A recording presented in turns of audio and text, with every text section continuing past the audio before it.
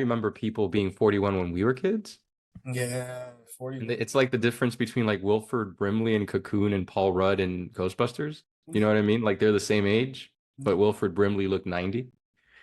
So I think we look way younger than the people our age looked. Oh no, I agree. Kids. I agree. And I think we feel more active too. I also agree. I'm sure you've seen my social media recently. Well, I've seen you breaking it down. I've seen you breaking it down. I've seen you. Ridiculous. Just working on everybody's nerve, including this one who just logged on. Now she can be the first one to testify. Oh God, here we go. Let's see what she looked like today. Here we go. I'm sure it's wonderful. Here we go. Oh, there it is. Hi, Jazmine. Mama, you're on mute. Hi. Hi. It's good to meet you. Renzo, this is the relative I'm probably the most closest with, and this is the most I've seen her in months. Yes. Well, I've heard a lot of good things about you, so maybe absence of our growth. All that shit. I was talking all that shit. Don't do that. Don't play, politically correct. All right. No, you've mentioned really awesome things about her, but now that she's here, I guess you got to tease her a bit. Oh no, it's gonna go down. I'm gonna be misogynist, sexist. I'm like one MAGA hat away from being a bigot lately on my show because it's ridiculous. No, I'm joking. Harry calls me a transphobe all the time just because we'll talk off air about a lot of issues that I really, because I have a lot of the unpopular opinion. Look, we're back. I'm not a transphobe, by the way, okay? That's not how we're going to start this episode. But since we're here and it's organic, we made it. Well, I made it. Jazmine's barely wanting to be here, and Renzo just got dragged along somehow. No, I'm happy to be here. Recording. But what I really want to do is blur my background. So we see the cover art. By the way, before we begin today's episode, ladies and gentlemen, I want to just show the cover art in a much better light because that was designed by the incredible Harry Houdini, who couldn't be with us on this particular episode. So I'm here to accept the award for Best Hip Hop Album for him. Harry's on tour, but I'll make sure that he gets this award. It looked like you dropped a mixtape when you held that up. I'm like, what is that? Hey. So I got the microphone. I've been juicing. We'll get into that. I'm still finding angles, but what I really want to do is this. Honestly, it's gonna bug me if I don't. Oh my God, so much better. Everything makes sense. Everything is perfect. 4 years of Los's Lounge podcast. I am your host, Carlos Reyes, otherwise known as Los. We are back to celebrate 4 years. I am so happy. Before I continue, don't forget that this episode is sponsored in part. Oh, I forgot we're recording. Episode. Got the microphone like, hello, darling. You're not used to the camera. Yeah. Magicmind.com. Los Lounge Pod 20 gets you 20% off at magicmind.com. We're going to get more into that later on in the show, so put a pin on that. I have to once again represent Harry, who is not here, but he and Jazmine and I have continued on this show. It's my name on the marquee, but it ain't shit without Harry and Jazmine and everyone else who comes along, including our special guest co-host, there it is. Award-winning author of an incredible poetry book. Y'all know Renzo came up here and showed out twice. Many people wanted this. They needed it. Get the book. It's available where books are sold. I told you, motherfuckers, stocking stuffers, birthday gifts. You might need it at your workspace. You might need to be still your goddamn self. I told you guys a couple episodes, someone sent this to Jennifer Lopez, and I think she got the copy. Oh, wow. A lot has changed. Welcome back, Renzo Del Castillo. Happy to be back, brother, and happy to meet you, Jazmine, finally. It's like I said before, he has said a lot of really nice things about you, so I've been looking forward to this. I'm not doing this with you today, Renzo. This might be the last time. Well, I told Jazmine, I said, he's on an award tour right now. It's ridiculous. He's a superstar. And he's doing his thing, like his circuit on all the other shows. But I told him, I said, we want you to consider Los Lounge home. Yeah. You might end up on Good Morning America and Telemundo one day. You're probably already there now. We don't know. Just always Los Lounge home. Don't get too big for us either. No, look, honestly, like you and I have definitely hit it off. We've become friends offline, right? So it's I'm always happy to be here and to get a chance to celebrate 4 years of this thing that you're doing, where you're using a platform to help other people get their messages across, to help you make sense of a world that sometimes doesn't seem like it makes sense. And I'm sure we'll get into it now, in a little bit about all the, like the debate and all the things that are been currently happening. It's just a pleasure to be here. I will tell you one thing that happened recently.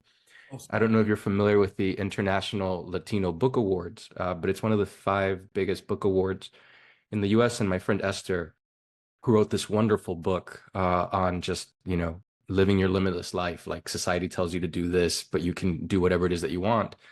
Applied to it, and she was like, "You better apply. You got to apply. You got to apply. You got to apply." So I applied, and she got best. Was awarded a finalist as best transformative book for Latino author, and I got best audio presentation of a book. So the audio book won the award, and the book won honorable mention. So one of the finalists for best poetry book of the year and best culture and community themed book of the year as well. Come on now. So maybe, thank you, maybe in LA with my friend who also won, and her husband, to accept those awards. But it's a big deal because they do a lot of work with like libraries and trying to get the message out in terms of like there's millions of books published in the US every year, and Latino artists have to be represented. Latino authors should be represented. They have a valid viewpoint on what's going on in the country as well as anybody else. So it's an honor, and That's you awesome. guys are the first to know because I recently found out. So before I do another podcast, I'm gonna let you know on Lois's Lounge. Body language, like before I get in trouble and say this shit else. That's what that was. Because I would have been in the DM like, really? So you got all this news? No. I just because it's really killing me and just like, I don't know, I'm just a pain in the ass. So I wonder if this is also a recording. Let me just change something real quick. Please bear with me. I've been going through it. Prior to this, technically speaking, I was here for it. And I want to apologize. No, you don't. But me está volviendo loco. So I'm gonna do this. I'm going to do. Oh, much better. Yes? Yeah. If you're happy with it. Again, you can go straight out of Lois's Lounge if you want. Black and white is so dramatic. I know. All right. No, go here. Thank you. Oh my God, so much better. Yay. I feel so much better about my life. Lois's Lounge podcast. We're back 4 fucking years. Janet, since you're sitting here all up in the video, all up in the background in the song, like Puffy. 4 years. Ooh, not like Puffy. Yo, he just got hit with like $100 million for not showing up to court. And I think it was just for like grabbing a butt cheek. See, this is what I'm saying. See, I should have pulled up in Bad Boy years ago. Oh my God, I would have had a record contract. It would have been fabulous. 4 years of Lois's Lounge podcast, an idea that was brought on to me by Nelson, who is also on the show. Check it out, my ex-fiance, a big up to him. And I stuck with it, and I think I got better. I'm hoping I'm getting better. If I haven't gotten better in 4 years, then I don't know. But I never let it go. It has gotten better. I mean, structural. More structural. I mean, before when we first started, it was just as we went along. I tell people, which don't get me wrong, I sometimes do kind of miss that because we get more authentic. No puede hablar. You know what I mean? You get the true us. We just speak our mind. Right. Well, a show has to have a theme and structure and it just because then it's just because a podcast is essentially just 2 people or 2 or 3 people talking or whatever, but I just really wanted to sharpen up and take everything that I've learned in the past 4 years. So I have to say a big up to Harry, a big up to Jazmine, a big up to you, Renzo, and to everybody listening. And the streams this month, Jazmine, I can even screenshot them and send them to you. Like, I've been blessed. I don't know what's going on, but thank you, Germany. Thank you. No, okay, excuse me, Germany. We are out here. The Gutenberg. I don't know if that's a word. Thank you, Japan. I saw and China, which had me a little nervous because I was like, "Ooh, who out there? Is it a setup?" No offense. Japan, my second home. We'll get to that in 1 second. And so I just wanted to say I feel blessed, and I'm not signed to a network or anything. It's all for the love. But speaking into existence, that's hopefully that will happen one day, so we can add to the bag. Now let's move on with the show.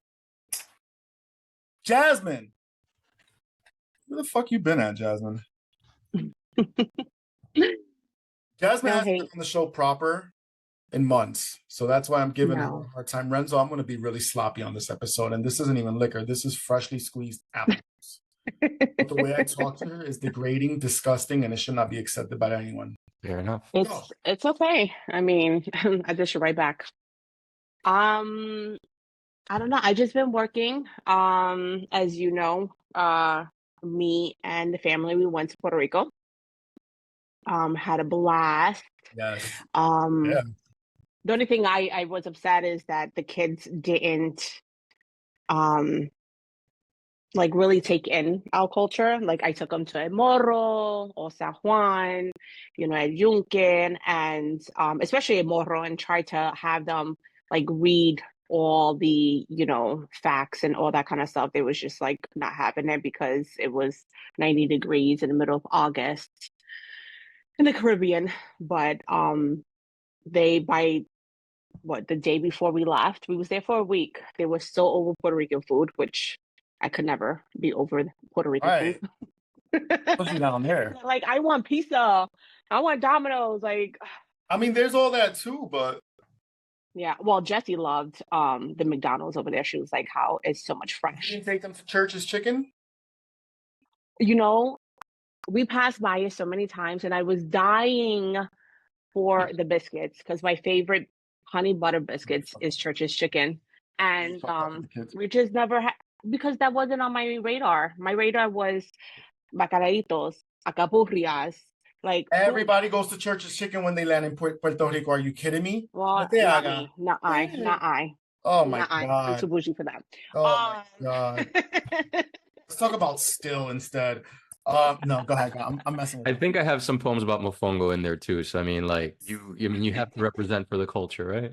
Yeah, had some. Oh my God, slamming. Did you get out of there in time for the hurricane? Or were you? Actually, the day before. Oh, okay.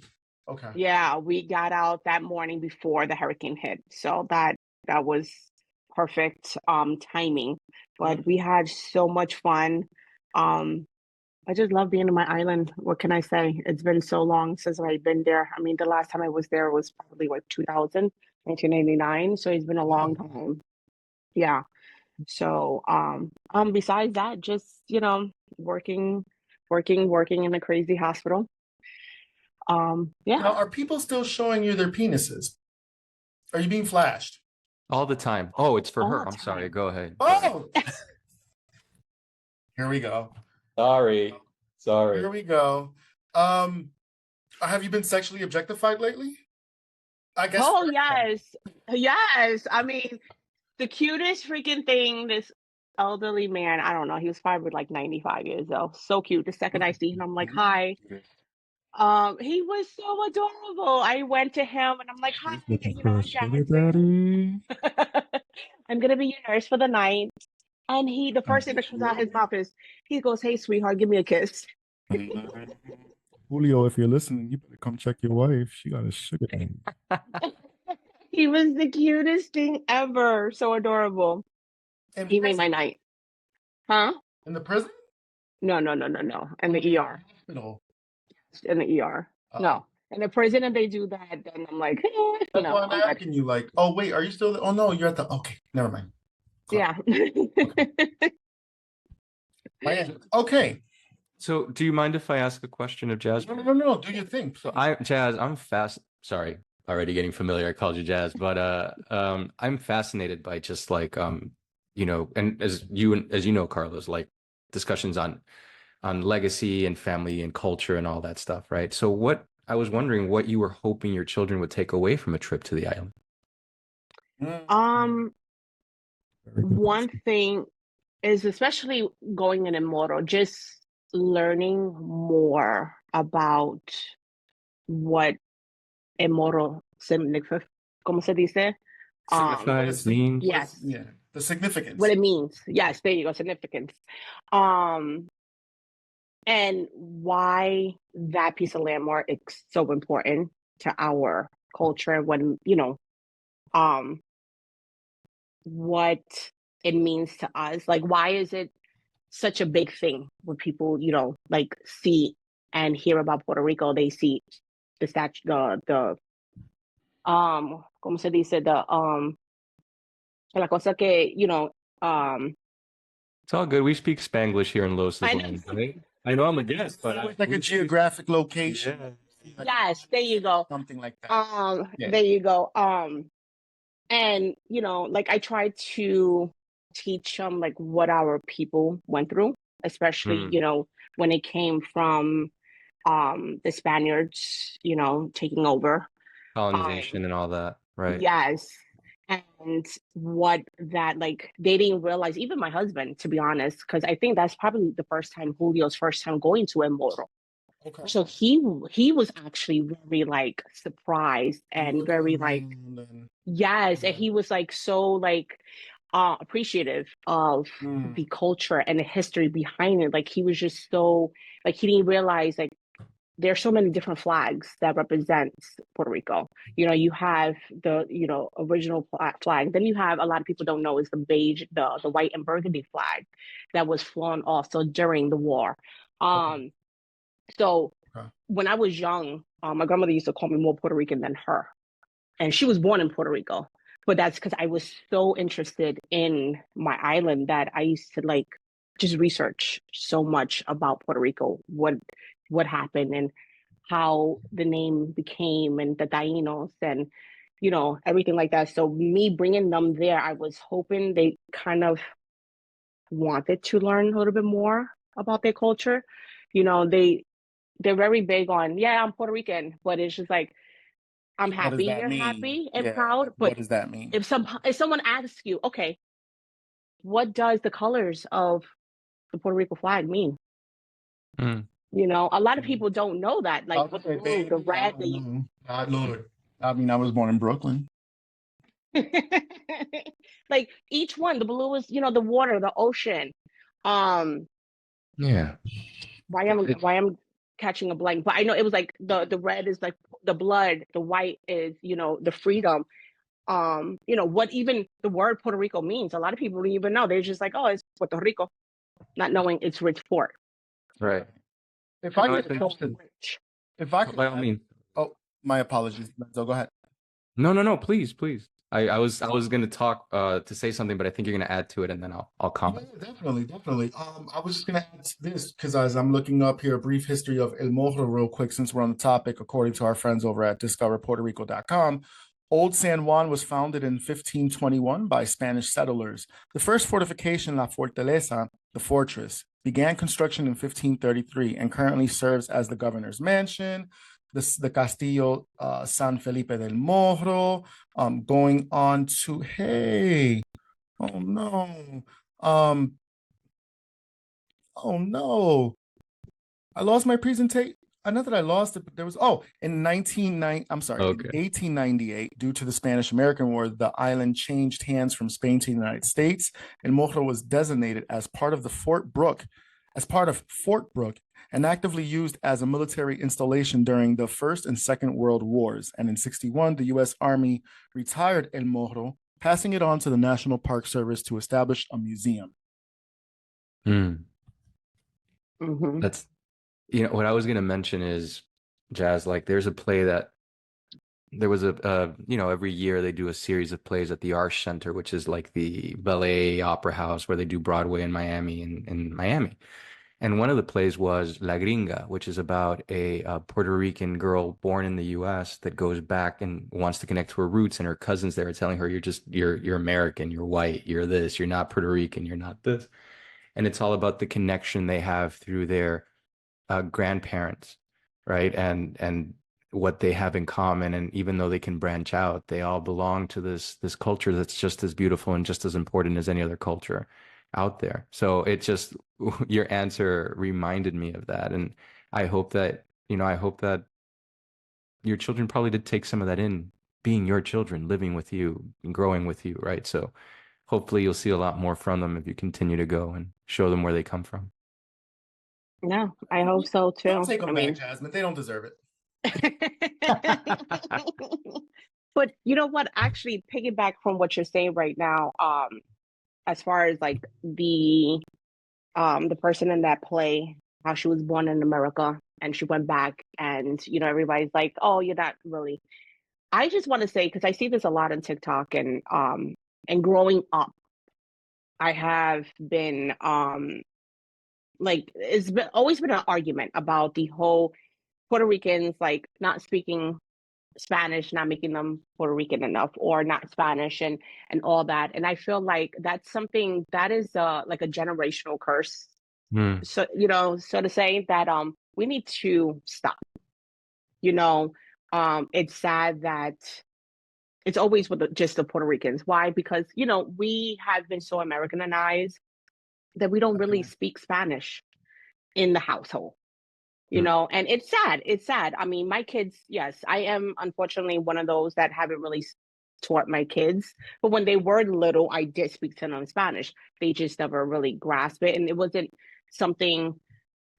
a norm for us in my household to just speak Spanish. Whereas me growing up, I was actually the only one in my father's side of the family that was able to read, write, and fluently speak Spanish. Oh, what? What the production on your end? Did you just mute yourself to cuss out the child? I did. I could read lips, I think. I think I understood that one. Sorry, those are my four fur babies. And unfortunately, look what I've got going on here. Unfortunately, when it comes to like, Dominicans, Salvadorians, Mexicans, Central and South Americans, they tend to actually speak it fluently. But also, it's just like I was speaking to a friend of mine, and I was like, a lot of them is because a lot of their parents are unfortunately immigrants. So they're coming straight from the island, not really speaking English. So then they have a child here. The only language they know is Spanish, and the kid is learning English in the school, whereas us Puerto Ricans, a lot of times, we're already here. So our family generations are already in New York or in the States, and we already are Americanized, but it's just sad that Puerto Ricans always get that hatred, or that, I don't want to say hatred, just that constant stereotype that we're not Spanish enough because we don't speak Spanish. Right. And then, but it's sad because even when we go to Puerto Rico, we still get that backlash also. Right. Oh, you're not Puerto Rican. You're from New York. And it's just like, that shouldn't be a thing. Like, if my parents are Puerto Rican, I'm Puerto Rican. Defining your identity through exclusion, right? Which is exactly what we're trying to bridge together. But I'm sorry, Carlos, you wanted to. Please.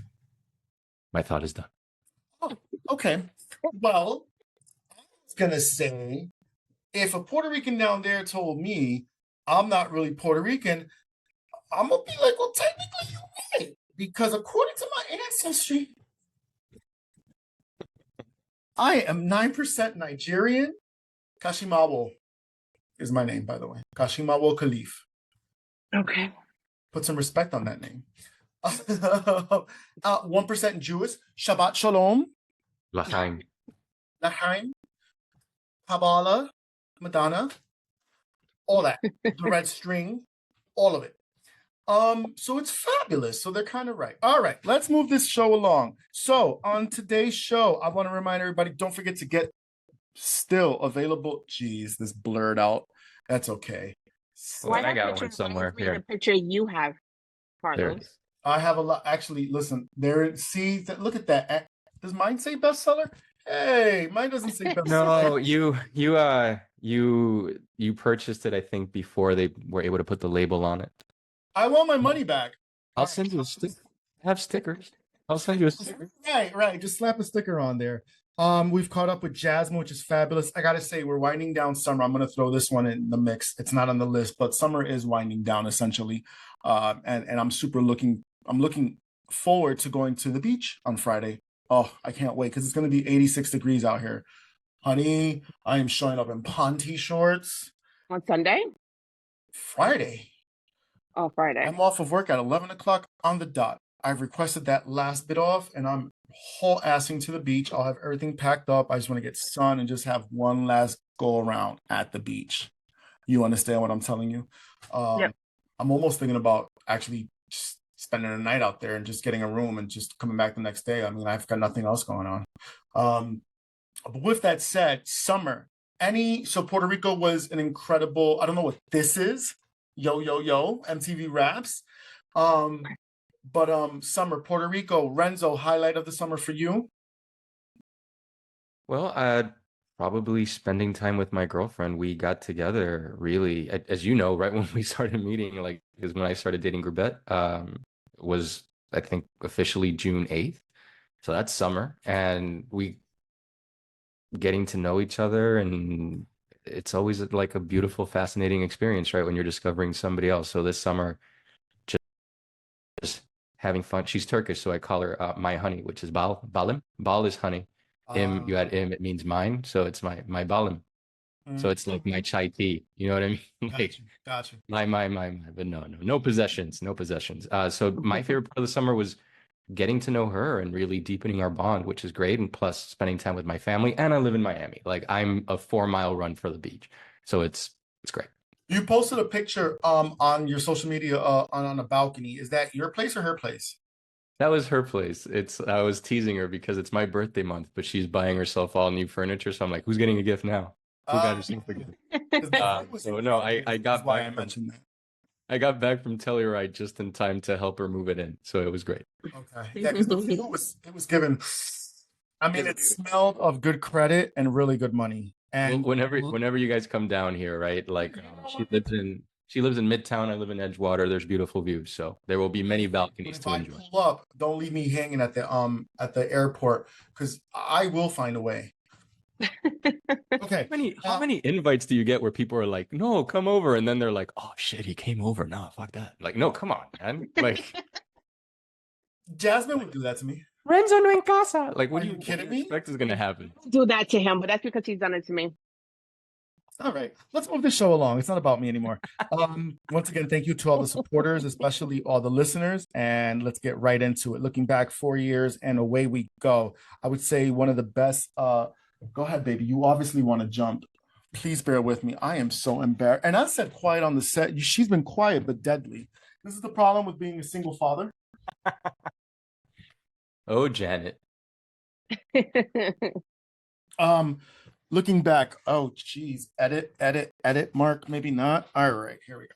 Looking back on the last 4 years, what's your name, lady? Jazmine. That's Princess Jasmine to you, buddy. All right. Right. What's been your favorite? Excuse me, and I think I ask you this every year. What's been your favorite or one of your favorite moments on the show?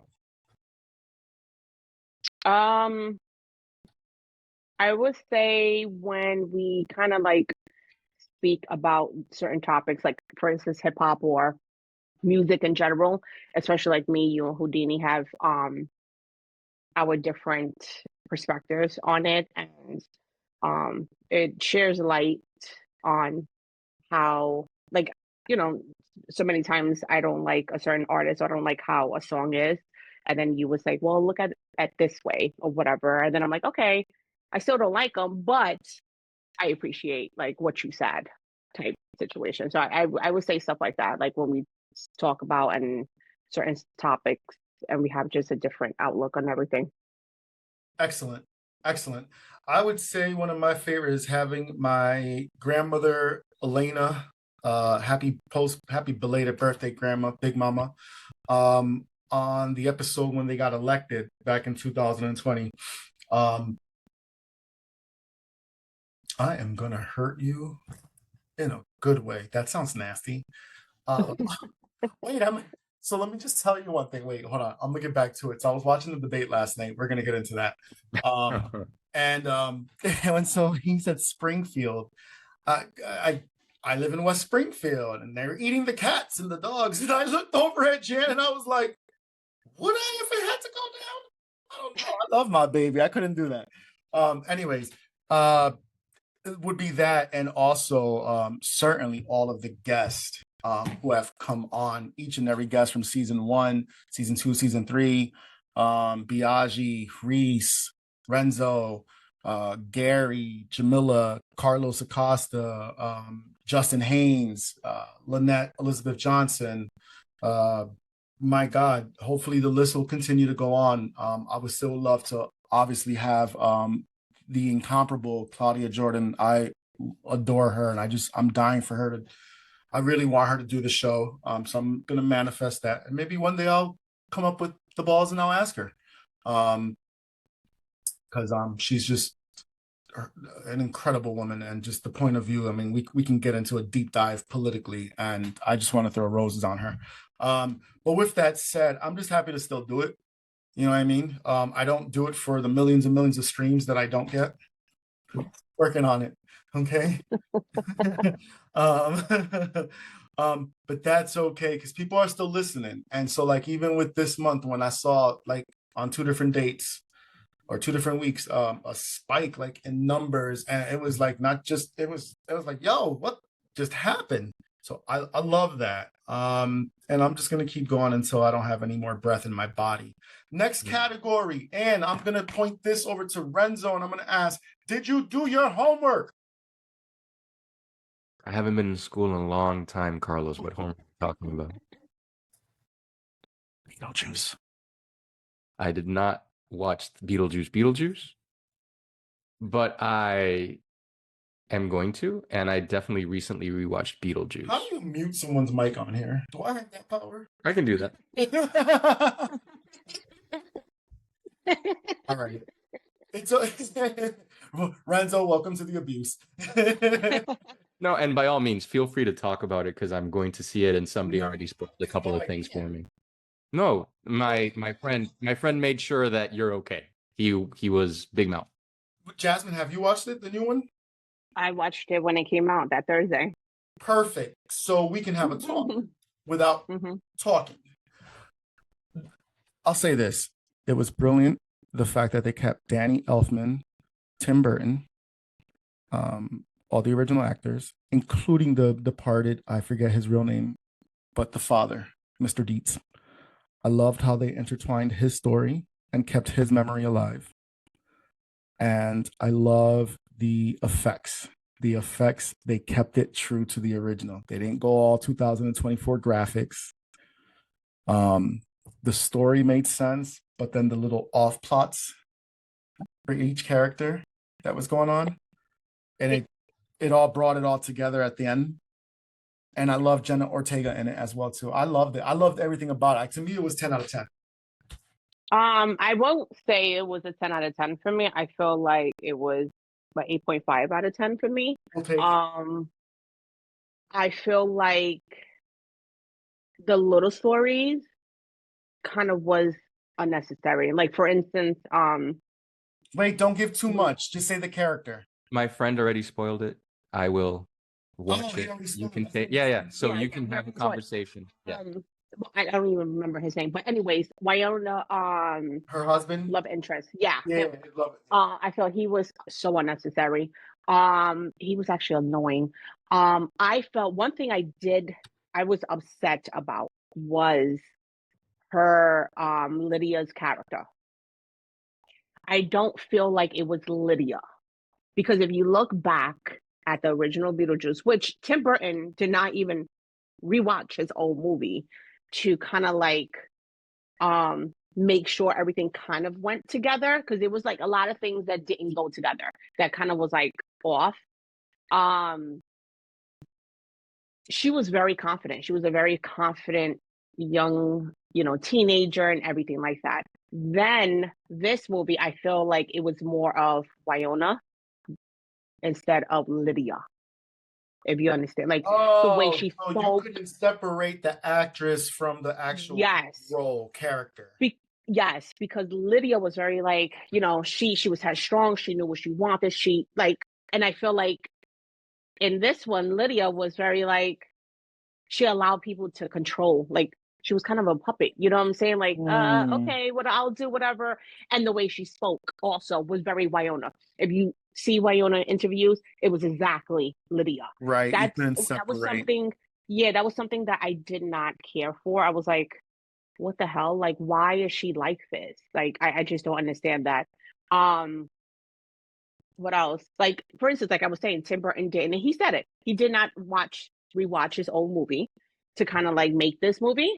Oh. For instance, like one Easter egg, or I don't even know if you call it an Easter egg, but in the original movie, the prom queen, beauty queen, whatever, the one that's in the behind the desk when they first go in there, like when they first find out that they're dead. And she says that if she knew what she knew, she wouldn't be there. She shows up her wrist, which shows that she committed suicide. And the chubby guy says that rumors have it that if you commit suicide, you become a civil servant in the underworld. Now, if you look at this one, Astrid's father is a civil servant. So you see how that was a disconnect also, because it's like, okay, and then it proves right there, like when he said it, that you commit suicide. The girl, I forgot her character's name, she showed that she committed suicide also. But then now you go to this one, and it's like how he became a civil servant is really whoever commits suicide. So it's like, did he commit suicide or was it an accident? Yeah, I wasn't thinking about any of that, quite frankly. I was reclined, eating my Ritz crackers, laughing with my mother. I thought it was fascinating. I did really see good. that you took Mama on a movie date. Yeah. That was cool. Yeah, anytime I go to the movie theater, it's usually with her. She loves to go to the movie theaters. And a big shout out to Harry. I get free movie tickets every time. Wow, nice. And a shout out to Mama because she was a fan of the book. So She was. A lot of people are a fan of your book. Her, Jazmine Sanchez. Shout out to Jazmine Sanchez in Jersey. Harry has the book as well. That's really nice. So a couple of my colleagues as well too. So we push some books out here, man. That's what No, not to make it about the book. The one I'm saying, we push books and we push Beetlejuice. The father, Jeffrey Jones is the actor. He was like the principal in Ferris Bueller. He was the emperor in Amadeus, if you remember Amadeus from the 80s. Yeah. He was also the emperor. I think he was nominated. He's not in the movie because I don't know if you guys are aware of this, but like in 2003, he was arrested or charged with soliciting a minor for nude photos. That's the reason why he wasn't. Yeah, and he did act like he had Deadwood after that and stuff like that, but it hasn't been the same. And he's been arrested after that for failing to update his sex offender status. So that might be a reason why we didn't have the actor involved. If he wasn't involved again, he died in real life though. His career might have. I don't know about. It doesn't say that he's dead on the thing. You know what? Let's Wikipedia it. What happened? What you said? Oh my God! Never mind. It doesn't even matter anymore. I'm shocked at this news. No, but what did you say? He what?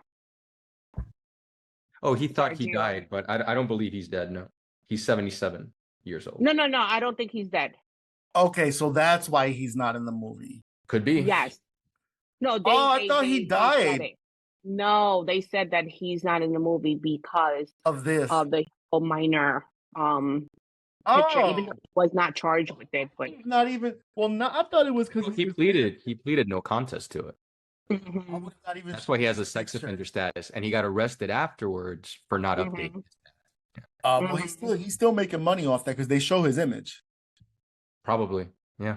So he's getting a check. It might not be a big check, but it's also produced by Brad Pitt, by the way, if anybody caught that in the credits. All right. So I guess that closes out Beetlejuice. Well, not to interrupt, but again, because I'm fascinated. We're around the same age. You obviously love this movie. You, Jazmine, obviously love this movie, or like what it represents too, which is why you had higher expectations for it. What did Beetlejuice mean to you as a kid, and why is it so important in the cultural context? Because it is the reason that Tim Burton's career really took off. He got Batman after that, and then he just went off and became Tim Burton, Yeah. right? So what about Beetlejuice is it that speaks to you so much? Both of you. I'm a Halloween fanatic. Okay. Oh. Anything Halloween, scary, spooky, it's my thing. So like I'm like Nightmare on Elm Street, Jason. I'm Nightmare Before Christmas, Yeah. Beetlejuice, Chucky, like anything that has to do with horror, it's my thing. And then I love Tim Burton movies because once again, like you said, Batman, one of my favorites. Batman out of all the whole Batman series was when he did it, So that's and That was the Beetlejuice just Catwoman and I'm sorry, the Catwoman and the Penguin one, right? That he did. yes. He Okay. did that one Well, too. Michael I mean, Keaton. Well, Michael I I think Keaton. think the it first one went from too. Beetlejuice to Okay. Batman, right? Like Oh, that's what you working said, with I'm him sorry. on Beetlejuice got him the considered for the gig as Batman. Yeah. So yeah, it was Batman with Joker, and then it's Batman Returns. Batman Returns is the one with Catwoman and Penguin. Shh. Um shh. Hija, cállate. Yeah, so and then Beetlejuice is just he's hilarious. I love his uncanny self and his unfiltered mouth. Right. What about you, Lowe's? Like, what's up I with just want to sleep with Michael Keaton. So she's not the only one looking for a sugar daddy. It's What you're really- saying. You You're know? looking for a sugar daddy too. This is really about role playing. Okay, fair enough. My mother told me that when I was a kid, I saw Beetlejuice in the theater with Leslie and Benjamin, which I don't even remember that, and I tend to have a good memory, but I don't. So what does it mean? It means my childhood. That's really what it represents. It's just part of my childhood. So I just think about that. And I just think about a lot of things, like certain movies, certain albums, and just like it's like watching Coming to America, childhood, The Never Ending Story, childhood, Mhm. Spice World, That childhood. movie's great. I think that might be Fabulous movie. Roger Moore's best performance outside of the Bond movie. I'm just saying it right now. That's really what it is. And for me, I thought y'all know sequels don't sequel sometimes. That's true. And Sequels that's don't what I was going to sequel. ask you because you guys saw it. I haven't seen it yet. These movies, like, it seems that there's this whole market for nostalgia, right? Like, Beetlejuice coming out after Beetlejuice came out, right? Like years ago, they're doing this thing now. There's new versions of the Ninja Turtles coming out almost every couple of years. Like all these properties that were big for people in or around our generation are coming out again. And you said sometimes they make sequels when they don't need to. And I was wondering if you think that the sequel was appropriate or was it just a cash grab? Like I don't know. Right? Oh, I think it's appropriate. Why not? Plus, they're all still alive, and I enjoyed it. I had such a great time. Okay. Yeah, I don't feel like it's one of those sequels that it was like, really? Did we really need that? I'm trying to remember what movie that we had a sequel. Independence Day Resurgence. I don't like to talk smack about anybody's art, but I don't think we needed Independence Day 2. So I'll say exactly. Never even watched it. But like I feel like Beetlejuice was pretty good. Just like as I said, I'm a horror fanatic. Can we stop with the Halloweens? Like we don't need any more. You know what I'm saying? Like we really But and apparently they're gonna come with a if that's the new. case, it's got to be true for Christmas movies and all that. No. I'm talking about Halloween, the actual movie Halloween. Oh, I'm Michael sorry. I'm gonna Myers. jump out the conversation. My fault. I'm talking about Michael Myers. What's up with that? I mean, how Like, many times do we can you really kill a need motherfucker? a Halloween number 100? Like, we don't need it. Certain things, like I heard that they're planning to come out with a new Elm Street, and it's just like, no. Like, let's leave Freddy. I would watch that. Have you watched the last one that was like in 2000? It was horrible. With Kelly Rowland? I think so. Yes, it was With Freddy horrible. versus Jason? I thought that was a That great movie. it wasn't that No, great. you're talking about the one with that child actor who was in Watchmen. He played Freddy again. Yes. And then this time Freddy was like a confirmed pedophile. Again, it's against our children for some reason. And they just did the one that what's his name? I'm blanking on it, but he played Rorschach in Watchmen in the Watchmen movie. Yeah, I know what you're talking about. He was hard, just like Really? Chucky. Like they had a they had a Chucky like in I think like 2010 or something like that. And Chucky went from being like 2 feet tall to 4 feet tall, looking like, I don't know, he had 5 kids and stressful. Great. You stop and let that man be great. If Peter Pan want to grow up, let him grow up. All right. I want to get into something speaking about horror movies and the reality of horror uh, in America is these mass shootings that are happening so soon in the school year. I won't get too much into context. You can do your own reading and research, and I'm sure you have. But I feel like because there's just so much news every day. Jeez, like damn it, man. When are we going to see change? So I guess I'm going to direct this question to you, Jazmine. As a mother this school year, as Harry talked about this on the previous episode, stating he has a lot of anxiousness and anxiety of, because Ivy's growing up. So she's now in daycare and whatnot. And just the whole, your children going back to school and not knowing what's going to happen. And we live in a country that this, blech, with So form and with it's law. funny that What are your we talk about thoughts? this morning. I woke up to voicemail from Gio's school stating that they had a rumor of apparently a kid talking about having a gun in the school yesterday or something like that. And they contacted authorities and did the investigations. Thankfully nothing happened, or like it was, I guess, not true or whatever. But you know it's so unfortunate that our kids, it's already bad enough our kids don't even want to be in school. Let's call a spade a spade. We didn't want to be in school when we was in school. But it's already unfortunate that our kids have to be scared and feel unsafe. Especially when it should be a place of kind of somewhat fun because their friends are there. You know what I'm saying? Yes, that you have the academic side, which is not the fun part, but they have their friends, they have gym, they have things, memories to build. And now to not only worry about what's 1 plus 1, but now they have to worry about if Timmy right next to me, plans on shooting stuff. And I do feel like me and Julio was speaking about this the other day. We was like, so the dispensaries shops, right? They have armed guards. Banks have armed guards. Places that, okay, you rob a bank, that money is insured by the federals. You know what I'm saying? Like, what the weed medical weed stores, like it's weed, it's marijuana. Like, who cares? But you have a school that has our babies in it.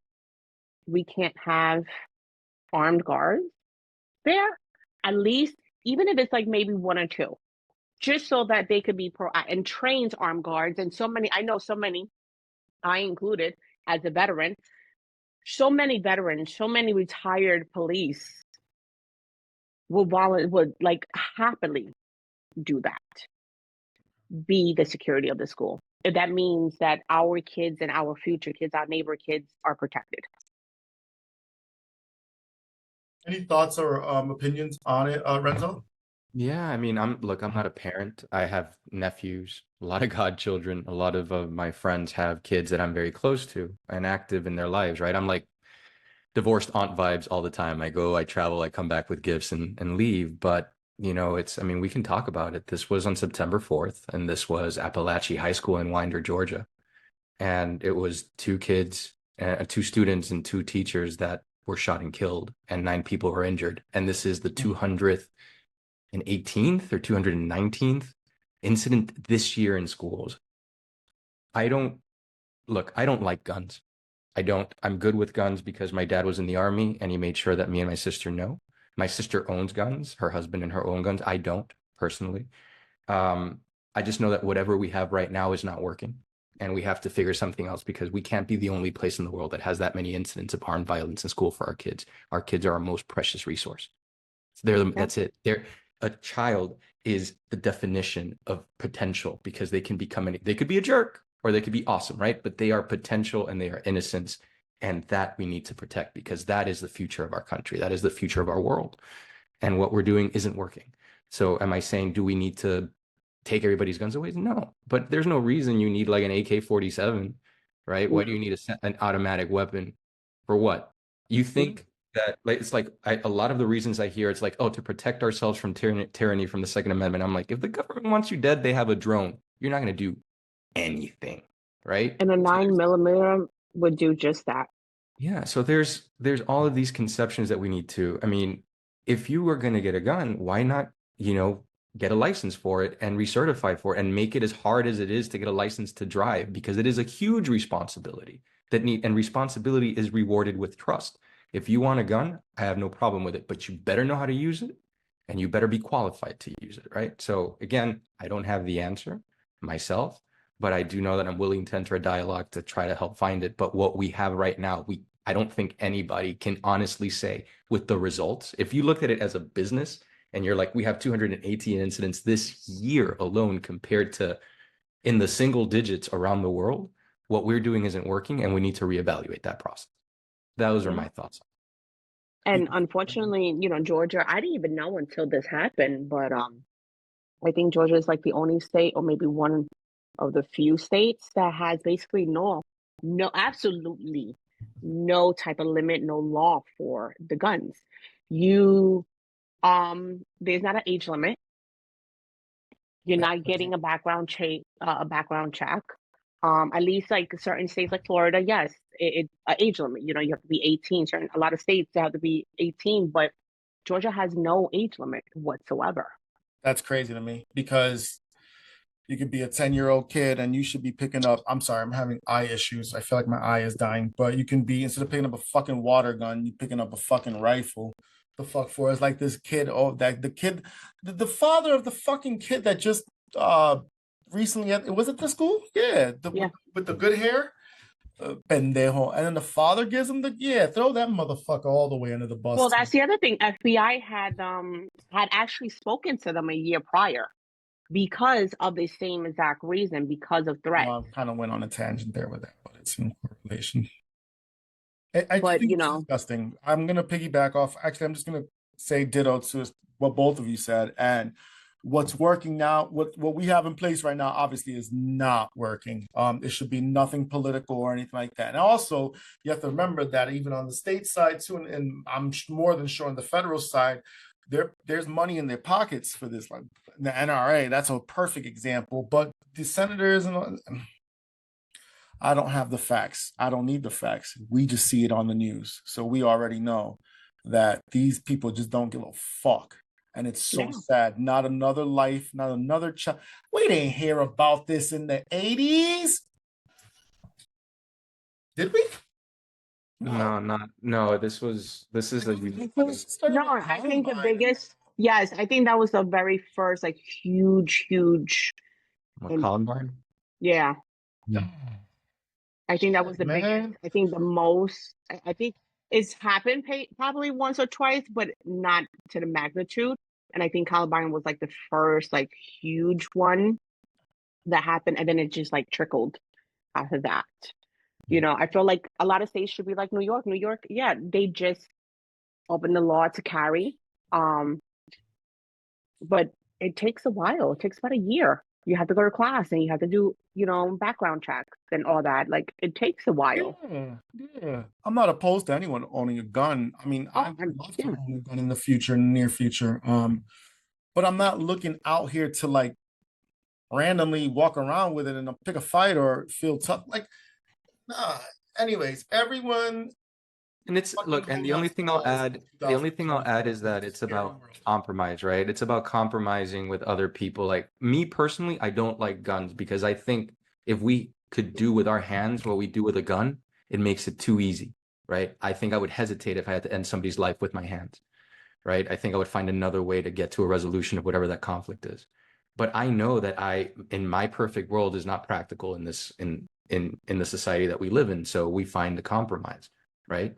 My preference, no guns. Is that viable? No. So can we find a way to compromise together, not because of my personal preference, but because of the safety of our kids? Again, Mm-hmm. most precious resource. Nobody should be afraid of sending their kid to school and thinking that's the last time they're going to see them, right? And regardless of the thoughts and prayers and all the stuff that we send, we need to work through all the channels that we have, because I think it also is a problem with the way that we understand government, right? The way Mm-hmm. that we understand democracy, and we forget that some of us don't even know how our garbage gets picked up, but that's part of democracy. That's part of government at a local level, and we're not involved, and we don't know what it takes. So then when we get to elections, we're just this person or that person, my guy or my gal, and we are so disassociated from it that we don't Yeah. understand how we got to now, right? So I'm not trying to open it up, but I do think if we're going to get to a better place with it, we have to admit there's a problem and understand that thoughts or prayers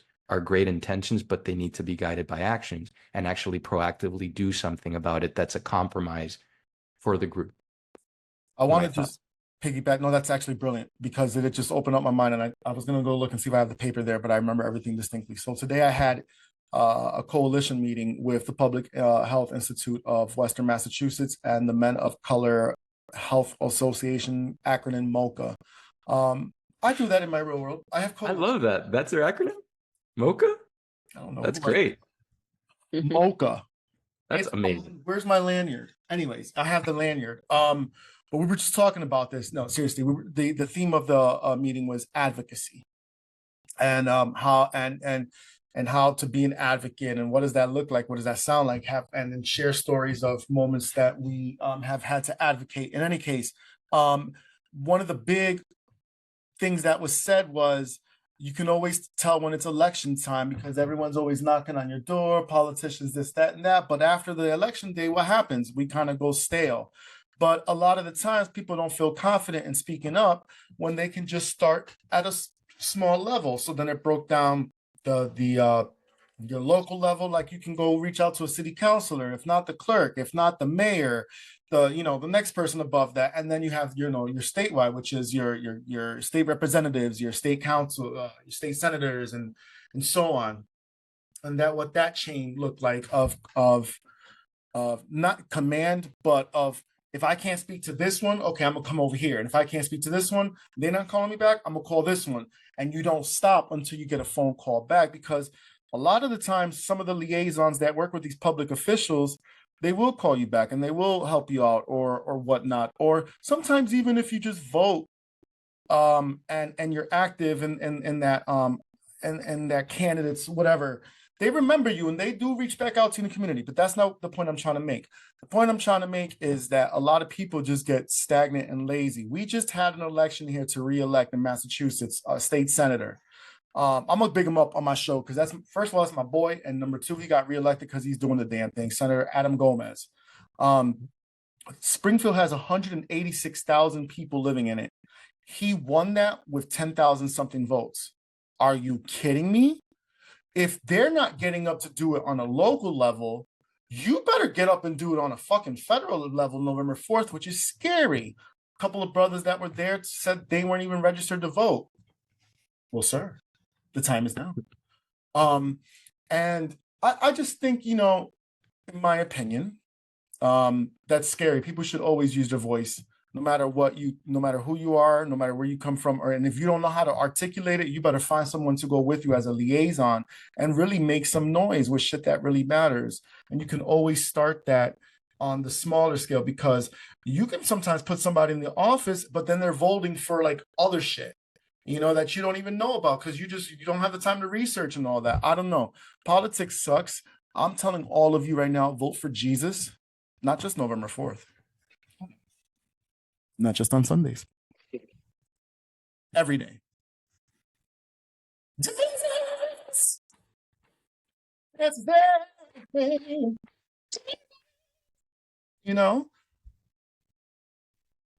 Okay. Here's to another 4 years. True. So when I hear you talk about that, it just brings me back to that meeting that we had today, which I thought it was really fascinating. And It just sucks because it's just like, you both were saying, like at the time of the event, the day after the event, everyone's also like, let's do something, let's do something, let's do something. A week later, silence. yeah, Nothing actually continues. And it's unfortunate. It's unfortunate it was done, period. Um, but I feel like it's even more unfortunate that it was done so close to election, because I feel like now they're going to try to use part of this as part of their little campaign, to try to, maneuver people. I mean, Carlos, you already know how I feel about the whole politics. I'm the type of person. There's three things I hate talking about because, especially, no, yeah, but at the end of the day, when it comes to voting and everything, they're gonna say whatever they want to say to get you to vote for them. Obviously, you have to do your research from past before they was in the limelight. Because if you really look at the past of Kamala, if you really look at the past of Trump, it's not pretty. A lot of people are failing to realize a lot of the things that Kamala signed for is not for the community. A lot of things that Trump done. Kamala. Whatever. Kamala. Is not for the community, but they could say, hey, I'm going to give everybody $100,000 if you vote for me. But guess what? When they get to office, crickets. Definitely that's that when we talk about the debate, that $50,000 tax cut, right, for everybody, right? The student debt. Look at Biden. He said, I'm going to presidency and I'm going to clean out student debt. We're still waiting for that. Still waiting for it. That's one of the campaign promises that, look, I'm lucky enough that I was able to pay for my student debt, but I have a lot of friends that it affects their lives to this day. I'm 40 years old. These people went to school with me and it affects their lives to this day. So that's, it's problematic, but I know yeah, there it is. I really am looking forward to talking about the debate, because it's going to be a Mystery Science Theater 3000 situation. It's just going to be. Well, what's your opinion on it? I mean, it was last night. Sure. Well, I don't watch that. Okay. I can tell you mine. I'd love to hear yours, right? So I think that going into the debate, Kamala, I think is weak on the economy, weak on immigration, and weak on Afghanistan specifically, right? In terms of the campaign and what she's involved in coming up with a plan. When she started, I didn't think she started out strong, because she said, we have a plan of $15,000 tax cuts, but there was no substance to it. So we're all millionaires. Okay, cool. They asked the same question to Trump, which is funny because he's perceived to have those as strengths. And he starts talking about immigration, right? First thing. And then the prosecutor came out and she baited him by talking about his crowd sizes. And the man was not the same since. He just went berserk. Off. That's where we get the memes for, like, they're eating cats and now dogs. Dogs were never mentioned, right? They're eating cats. I can't believe he said that. Haitian immigrants are eating cats, and then when they press him and they fact check them on air, he's like, "Oh, I saw it on TV." Okay, sure, that works. Pushed them on abortion. Just said, "I was so brave to do that. I pushed it back to the States," and she had a really good answer for him. Destroyed him. When she messed up, because she messed up in the Afghanistan question, right? They asked her, do you take any accountability? Do you feel responsible for any of the fallout of Afghanistan? There's 13 people that died, right? She didn't answer the question at all. He had a chance to go into it with her, right? And call her on it. No, he started talking about how he knew Abdul from the Taliban.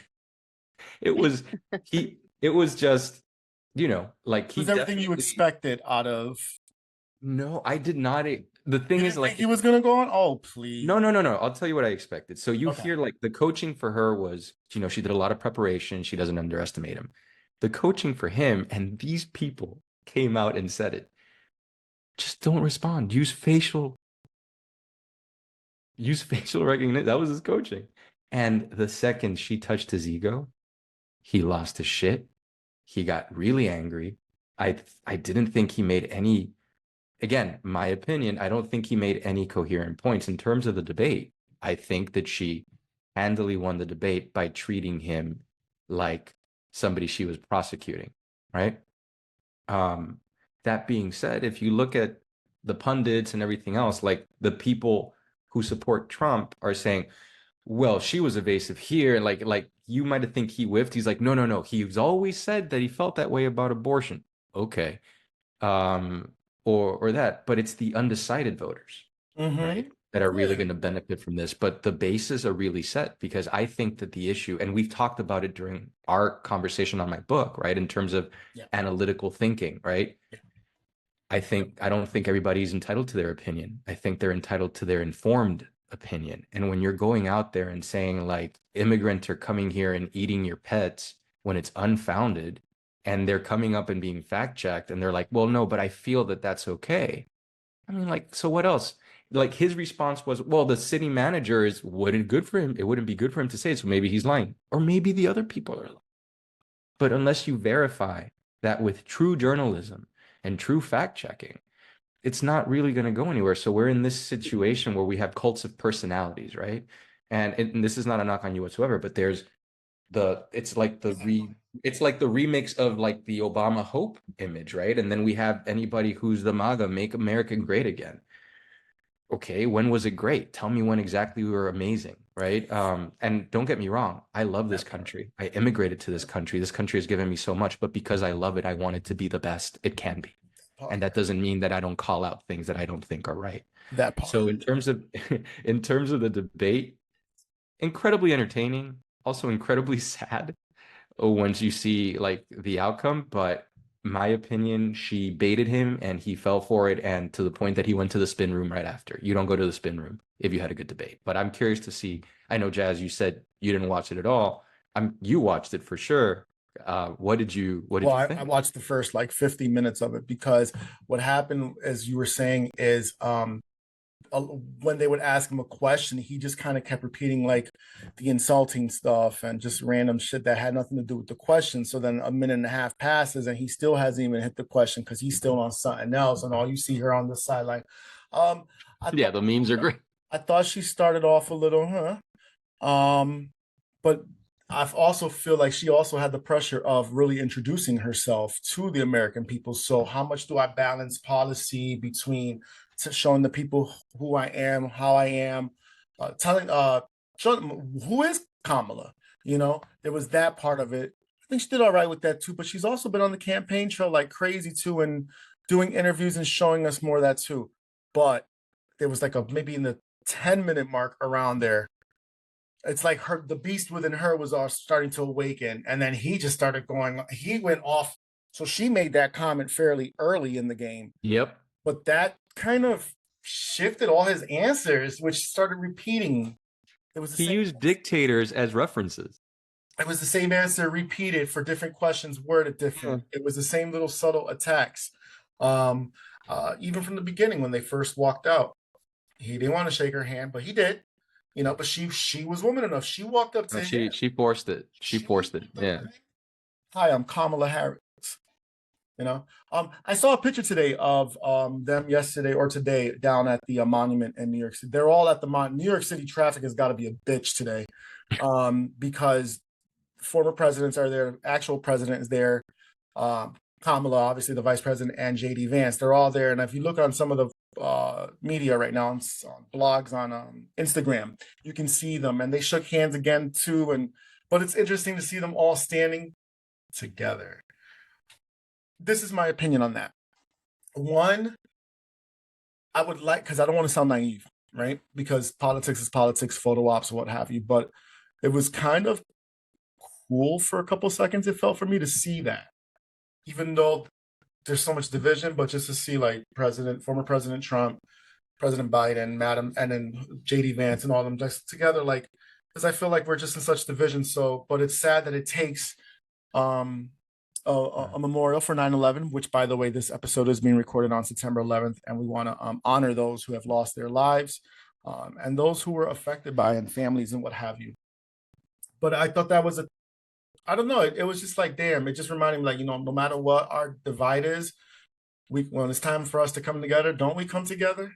But I felt like we haven't had that feeling in such a long time. It's 9/11. Since probably the day of the World Trade Center. The day after. Yep. Right? I don't know what it was like in Brooklyn and New York, but I can tell you Springfield was flooded for days. We had car parades. People were at intersections all night. People were driving by honking. We're all American. We were in this, like, come one, come all. You know, fuck with one, we'll fuck with us all. And I don't think I've seen It's very unfortunate. A unity. Well, I feel like a lot of it has to do also with social media, because I don't know about you, but me growing up, speaking about your political party was like taboo. It was one of those situations you didn't speak whether you're Democrat or Republican, who you voted for, who you didn't vote for, your political views. I've really never really seen much arguments about any presidential campaign growing up in the 90s, 80s, 90s, never. Okay. You know, and I was the type of person who I read the newspaper a lot. And it was just never spoke about. Now it's like you be damned if you go for a certain political party. Yeah. You know, because automatically if somebody say, if I'm like, I'm a Trump supporter, automatically you're racist. You must be racist because he's racist. No, maybe because I stand with certain political things that he's running for. Not necessarily his thing. Let's be honest. Trump is a businessman. United States is a business. If you really look at it, a lot of the financial perspective is when he was in office, it was better. He's a businessman. United States is a business. Why was it better? If you really look at the housing economy, the employment economy, a lot of things were actually a little bit better when he was in office. Especially after Obama left. Obama but like I said, I don't like to go into political. No, you're fine. Please, you can express yourself. Don't repress yourself. You know, and I'm gonna be honest, like I'm very I'm one of those undecisive people. And when it comes to this political pool right now, because I feel like a lot of people are doing exactly what they did with Biden. They voted for Biden to get Trump out. They're going for Kamala to get Trump out. Not for whatever. Harris. They're going for Harris to get Trump out. Okay? Because she's a woman of color. Because she's a woman. Because she's going against Trump. A lot of people, I had not really spoken to many people who said, hey, I'm going for Harris because of X, Y, and Z. All I've heard and seen on the internet and spoke to people is, oh, I'm going for Harris because I don't want Trump in. There are a lot of people, and even especially a lot of people of color who aren't for her. And I know this because a lot of my girls and I from work, we talk about this. And one of the things that came up was, and we can't tell anyone how to feel, but was the whole debate of when she started claiming Black and whatnot and this, that, and the other. But they went more into context with it way better than I can articulate to you guys right now. But a lot of it made sense. But why I say that to say, because you can turn off people with different things, you see, and they didn't even mention like political stuff or what have you. Like they started off with that, but they're also sisters. So that's something that's core and true to them, which it's valuable. You kidding me? So it just made me think of stuff like that too. So it's almost like who's the lesser of the two evils? People are saying, you know, basically, which in a way was kind of like the feeling with Biden. But see, I don't want it to feel like that. It's the same. I feel like we are back in 2020. I'm going to be honest. I feel like we're back in 2020. A lot of people are going for her because they don't want Trump.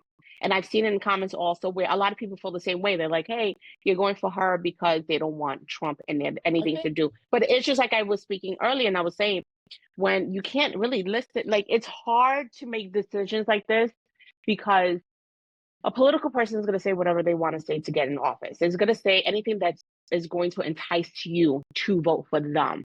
Now, once they get in office, it's a whole different ballgame. For instance, Biden, his whole thing was student debt. Student You were debt. talking about this earlier. Yeah, Yep. I agree. Student debt. And guess what? 4 years later, we still have student debt. He did not do one thing he promised. The housing economy is still shitty. He cleared He some of hasn't done Harry's debt. very few, and it was it was on certain simulations. Like not I'm everybody. just saying, I can just speak for Harry. We talked No, about. I know, but it's only of very few people student debt got, Devil's advocate. I like to play devil's advocate. but not everyone had.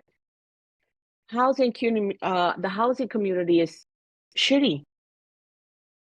Like there's a lot of things that he promised that are still there. Let's get into this real quick and going along, sticking with Biden and Jazmine. You know how I feel about this with the border crisis, because to me, and I see this trickle down even in the work that I do. I mean, when I go to hotel motels and we're testing for lead, tuberculosis, and it's nothing but migrants. It's everywhere.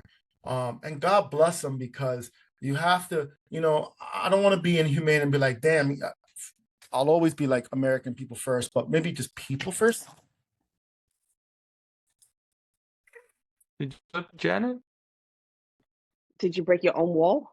I think he touched Janet by And you mistake. pushed. That's Yeah. right. She's a cat. She landed on her feet.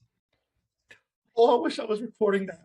If this camera would have been turned, she jumped from the window. She was trying to get into that. Aw, It's What did she do? jump. Aw. poor Janet. Aw. Like when you would say, no, aw. I'm so invested. Rewind, go. Migrants. Oh, I was the one talking, wasn't I? Yeah. Sorry. Yeah, you Yeah. was. Dios santo, hay que orar this stupid show. So I see it, and the sad thing is, it's because you always feel like, and this is true too. This exists. A lot of migrants are getting a lot more help than a homeless person that was, whatnot, and it's happening fast, quick, and soon, and doesn't feel earned or what have you. But also imagine if that was also us having to travel. I've worked with some of these people. Some of my cases come from Afghanistan, and then they had to move to Germany, and then they got here. And sure, I'm in the house helping them for lead, but they have no resources. They don't know what to do. And imagine, so sometimes I'm like, damn, if that was me, like I would want compassion and help. And we're all for that being done the right way. But I also feel like the border crisis right now is just kind of out of control. It's And it's pulling resources. So this is the point of how I feel. And I don't care who gets in there, just fix that. yeah. Let's fix that. But let's also, I'm so gay with it. Fix it now. Sir, could you fix it? Get your hammer out. If I had a hammer. And also, let's also get back to U.S. infrastructure. And I'm gonna need y'all to stop pouring all these billions of dollars for fucking warfare. I mean, that's probably never gonna stop because it's all a business, in my opinion. Like you said. You know what? That's it. That's all I got. Caso cerrado. Anyone else? Jazz, please go ahead. Oh, Renzo's giving up. Renzo's like, No, I definitely. Jasmine wanted to say something, but I'll close with. Oh, yes. Go ahead. Oh, I thought you wanted to say something. I'm sorry. Go after you. Don't worry. Sure. So look, it's at the. So you know that I'm not a Trump fan. We've talked about it before. One of the examples I gave, I have, and it's funny because with the level of financial security that I've been lucky enough to achieve, a lot of people thought I'd be much more conservative in that. But I know where I came from. I know what I came to this country and how we had to struggle and the policies that were in place and how they were a hindrance to my parents who were honest people trying to make it good for their family. There's so many others like it. When you have somebody who kicks off their campaign calling Mexicans rapists and some I believe are good people, like it's funny you mentioned something, Jasmine, like America's a business and he's a businessman. And I have an aunt who's very financially well off. She's a Trump supporter. There's nothing but love between us. She's only 10 years older than me, so we're more like cousins than uncle and aunt and nephew. And we had this conversation, and she raised one of her brother's daughters just that was the situation. She lived in Norway and brought her to this school to do better, whatever, and she kind of like helped raise her. And I was talking to my aunt, and she's like, "Well, Trump this," and I'm like, "Well, Trump that." But again, always respectful, always, because there's no reason to attack, especially for somebody that I know doesn't want me dead, doesn't want bad things for Of me. She's my course, family, yeah. loves me, right? So it's much easier to have that conversation and not demonize her for the things that I don't consider are aligned Which with I her. wish a lot of people were like that. Yeah, yeah. But it's hard, right? Because you associate like, well, if I'm this, then that's that. And if I am good, then you're bad. And it's more complex than that. And that's one of the things that Hmm. and I talked about in terms of art, making the shades of gray more palatable. But the one thing I told her, I'm like, okay, so you think Trump is this, Trump is that, Trump is this. Okay. Kami is my cousin, my aunt's niece. And I'm like, would you leave him alone with Kami in a room for 5 minutes? She's like, no. And I'm like, why would you leave him alone with your country? Why? If your reaction is so guttural to like, no, I'd vote for him for this, but no, I would not leave this precious person to me alone with him in a room. Why would you leave him alone with your country? And to me, just like the moral fiber of the man, whatever, let's put aside the felony convictions, let's put aside all this stuff. Just like what he said about women. I have a mother. I have women that I love in my life.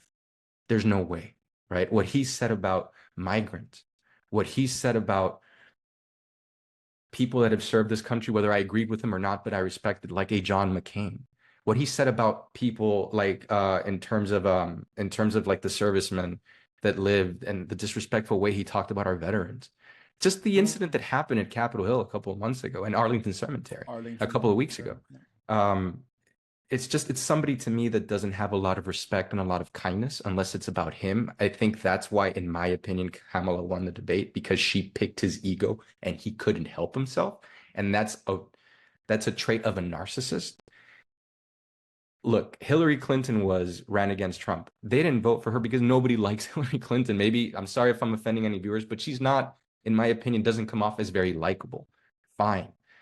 I don't think he's very likable either, but people thought, oh, he's strong, he's this, like you said, he's a businessman. I'm like, he's had so many failed businesses, but he invests other people's money, so he never comes off as unsuccessful. He spent the last 40 years teaching America that his name means success, right? Trump means, the Four Seasons, Home Alone 2. We saw him there, like all the Apprentice, there's a movie coming out right now with Sebastian Stan that came out in the Telluride Film Festival and got distribution just in time for election season, right?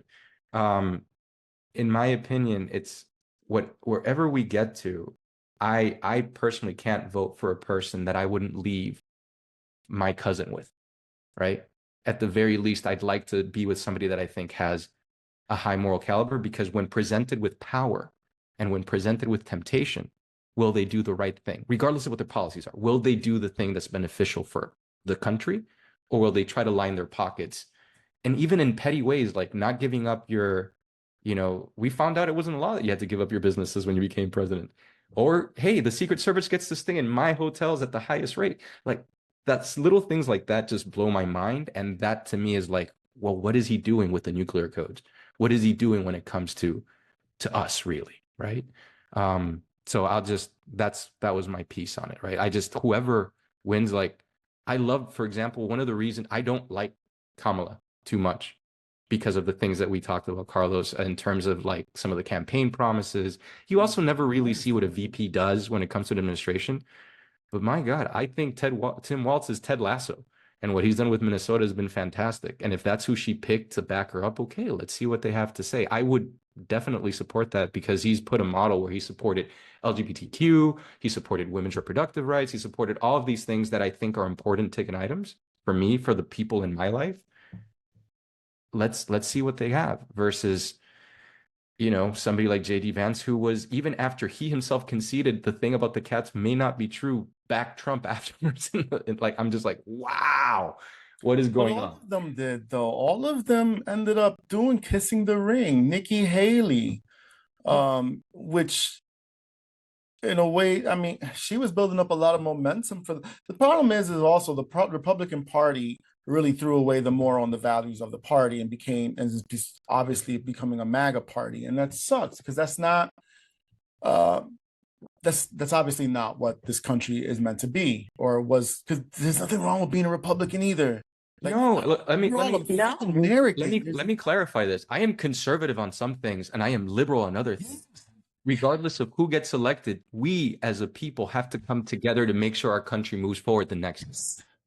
That's the most important thing. And the fact that we have these entertainment, memeable debates is something that's very sad to me. When I remember growing up, when we would watch the debate for information and we would compare policies. Like you said, she had to introduce herself to the American people. I would love to see what her plan is, where it's feasible to give all small business owners a $50,000 tax cut. I'm not saying she's wrong. I haven't heard the plan, but I would like it to go a little bit deeper. But to be fair to her, like, Trump was just like, I'm just going to make fun of everybody.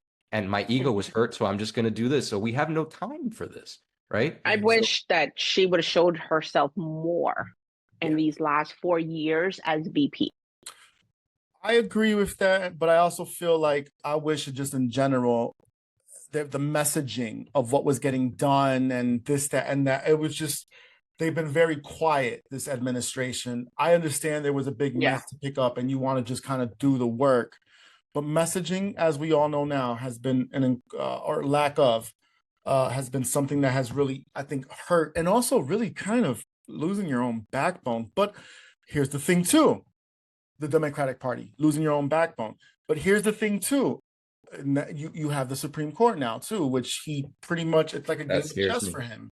You know? That scares the hell out of me. And that's the bigger story, is that all those chess pieces are being aligned up to protect the queen or the king, depending on how you view Trump, because he's kind of a bitch. I'll tell you, I didn't think you want to claim him. Do you want to claim him? Well, he's Putin's bitch. He ain't my bitch. Fair. Putin's known for like a big ass, you know. Because I feel like Putin would be the top in that particular. Wow. I've gone too far. Okay, listen, I'm gonna tell you something that's not a bitch. You know what's a bitch is going through your day and then you get that that decline, or maybe you're just not starting off your day with the right mental focus, that clarity that you need to get into your day, to execute your daily goals. I'm not talking about damn, or maybe I am. Maybe you didn't sleep. Maybe you slept too much. What I'm talking to you is about, can I put something down my throat that's going to make me feel good and alive? No, I've got the right product for you, ladies and gentlemen. Magic Mind! I have to remind everybody, let me tell you something. Magic Mind, a big up, because Magic Mind, when it goes down my throat into my body, my mind is back on track. And I'm going to tell you why. Listen, it's not meant to substitute coffee. It's a quick shot you can take. You can take with you anywhere to work. You can take it with you anywhere to, maybe you're like driving and you need a quick refresher. Honey, I'm not here to bash other products, but this is a healthier way. You're going to get your vitamin A. Yeah, you're going to get your vitamin C. You're going to get your vitamin D. Your vitamin D. These nuts. You are not going to get Magic Mind's nuts, but you might get someone else's. Let's focus, because I'm losing focus. But I got to tell you right now, 20% off is the deal. Los Lounge Pod, LOSLOUNGE POD 20. Use that promo code now over at magicmind.com/Los Lounge Pod, and you're going to get 20% off your subscription. Now, I'm going to tell you, the subscription is where it's at versus a one-time purchase. Get the subscription. Don't be cheap. Don't be cheap. Don't do it. Don't do it. Let me tell you something. Ashwanga is part of, and I know I'm saying that wrong, but since I'm from Nigeria now, 9%. Ashwanga, which is really much found like in sea moss and what have you. You know, these are wonderful products, and things that are used organic. Lion's mane. We talked about that. My microphone switched, it says on the screen. No, seriously, you're going to get, it's a 100% money back guarantee. They believe in this product. Many cases and scientists have worked on this. It's going to increase your mental performance. It's going to give you that motivation, that extra that you need. And you know what? We talk a lot about mental health, and I always say this. Mental health awareness will always be one of the key umbrellas here at the show at Gnosis Lounge.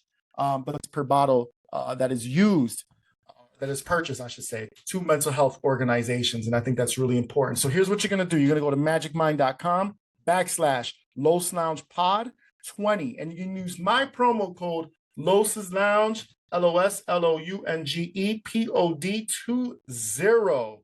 What do you think about Los Lounge, Janet? Get me out of here. Do you like Los Lounge? She don't even like me. Magic Mind. Talking about mental health. This is suicide prevention month. That is true. Yep. What a way to bring us down. magicmind.com/Los Lounge Pod 20. I would think that's like there's hope. We prevent. There's still hope. Look, see, come on now. It's prevention. Magic Mind. Gee, I'm sorry, Magic Mind. Jazmine brought us all the way down. Listen, take advantage of this exclusive deal and more to come from our friends over at Magic Mind. Check out, you can do the research yourself. Back to the show. Jennifer motherfucking Lopez.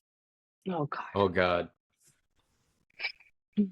What about her? About her. J-Lo, you need to sit still because the coochie is not that much of a thrill.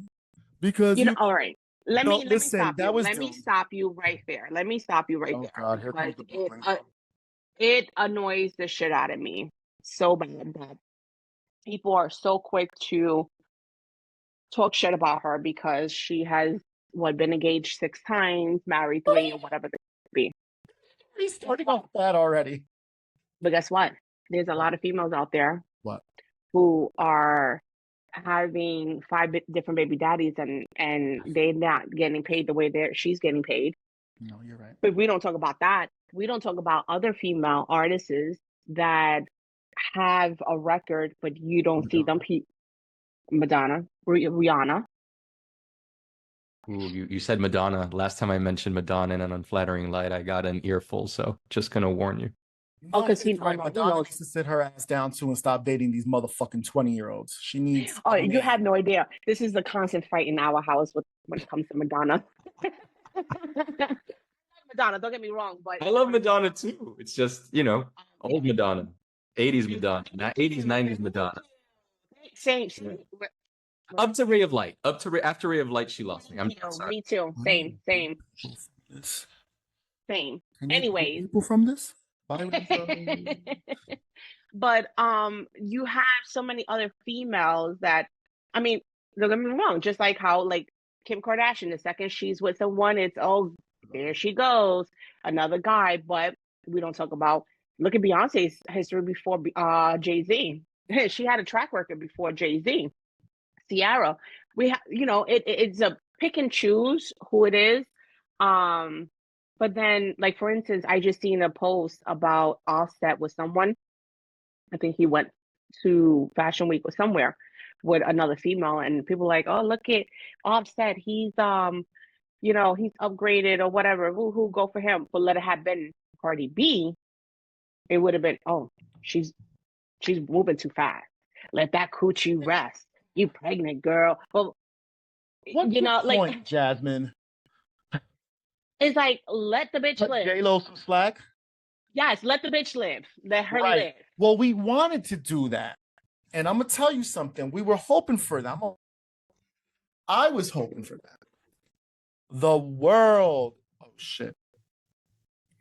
The world was hoping for that.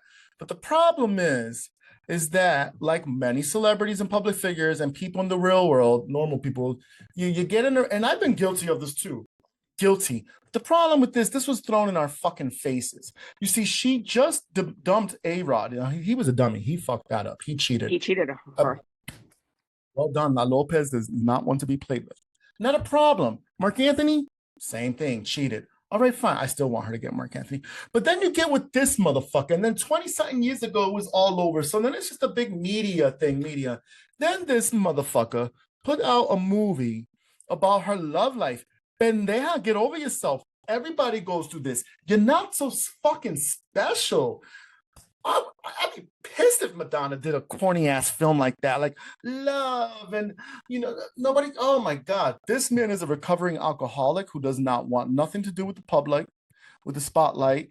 And who is she? She's La Lopez. You ain't never seen him smile when he was with J Lo. Matter of But fact, the I thing don't is, think you see him smile at all.